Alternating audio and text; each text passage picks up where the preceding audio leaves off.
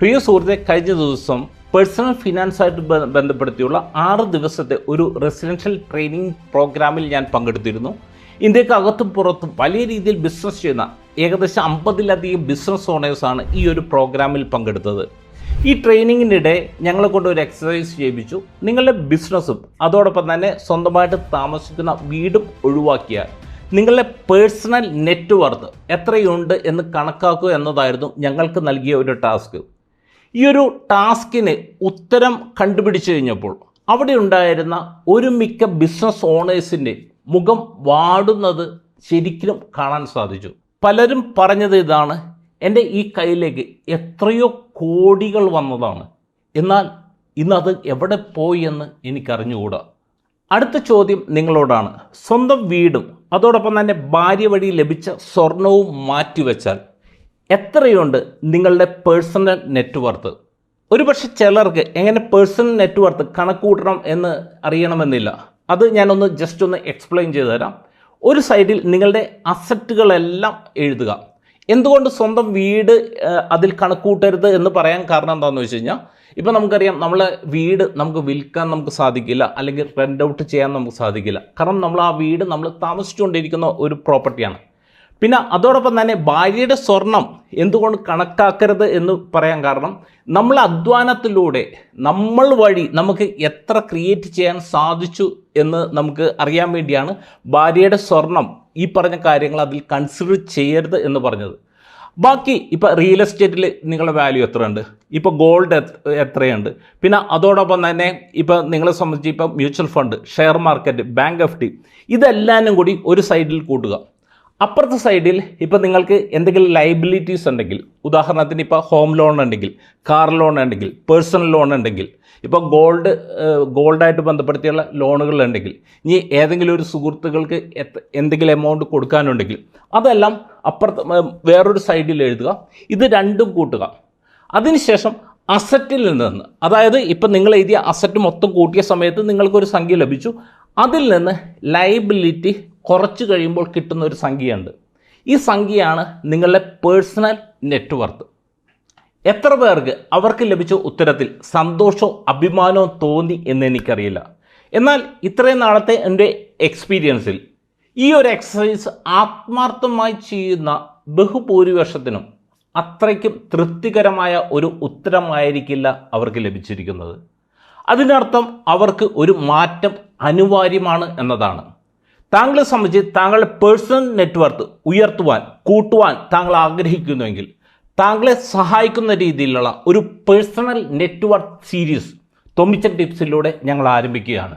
കഴിഞ്ഞ 18 വർഷത്തിനിടെ ലക്ഷക്കണക്കിന് രൂപ ചെലവഴിച്ച് നേടിയ അറിവിലൂടെയും എക്സ്പീരിയൻസിലൂടെയും നേടിയ വിസ്റ്റമാണ് തുടർന്ന് വരുന്ന ഏകദേശം 20ഓളം എപ്പിസോഡിലൂടെ ഞാൻ നിങ്ങളുമായിട്ട് ഷെയർ ചെയ്യുന്നത്.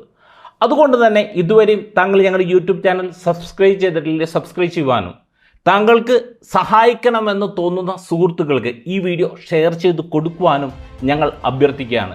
Once again welcome back to the Thommichan tips powered by Dias invest. My name is Prinson Diaz.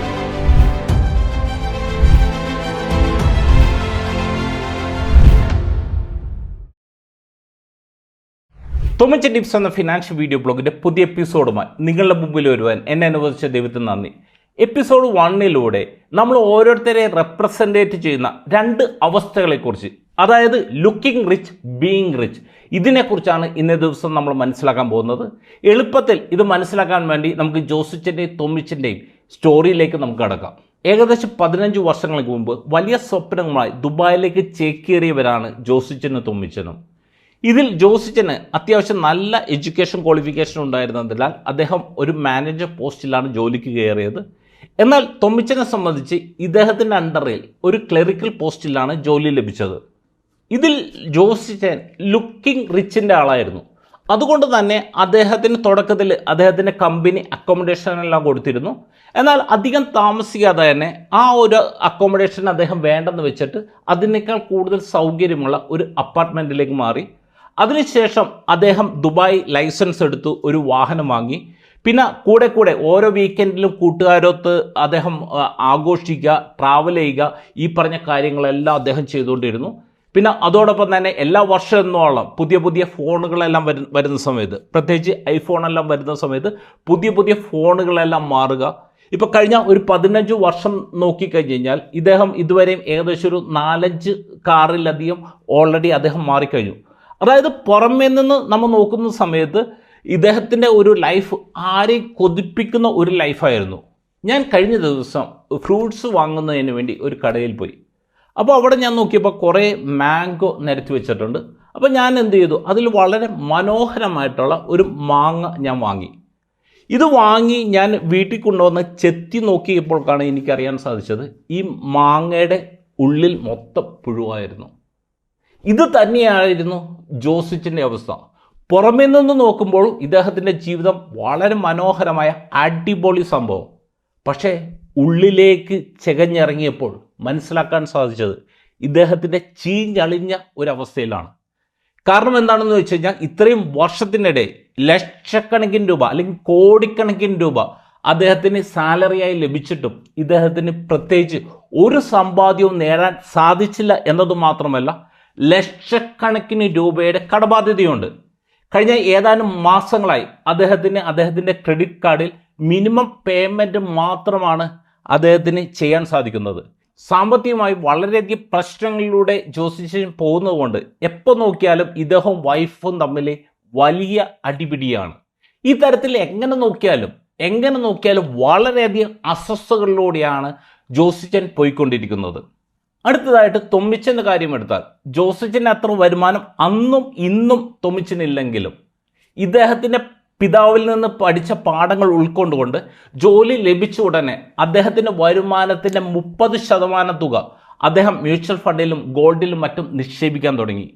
എന്നതും മാത്രമല്ല, ഓരോ വർഷം കഴിയും തോറും അദ്ദേഹം നിക്ഷേപിക്കുന്ന ആ പെർസെൻറ്റേജ് വൈസ്, അതായത് 30 എന്നുള്ളത് 32 ആക്കി, 35% ആക്കി, 40% ആക്കി, 45% ആക്കി, ഇന്നിപ്പോൾ അദ്ദേഹത്തിൻ്റെ 50%-ലധികം തുക അദ്ദേഹം നിക്ഷേപങ്ങളിലേക്ക് മാറ്റിക്കൊണ്ടിരിക്കുന്നുണ്ട്.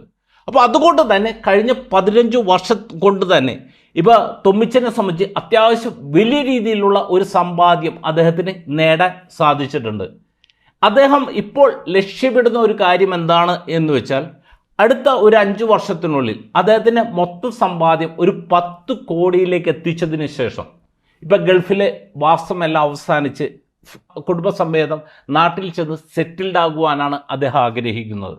ഇന്നേ ദിവസം നമ്മൾ മനസ്സിലാക്കിയ ഈ 2 വ്യക്തിയിലൂടെ, അതായത് ജോസിച്ചൻ്റെയും തൊമ്മിച്ചൻ്റെയും ലൈഫിലൂടെ നമുക്ക് മനസ്സിലായി എന്താണ് ബീയിങ് റിച്ച്, എന്താണ് ലുക്കിംഗ് റിച്ച് എന്നത്.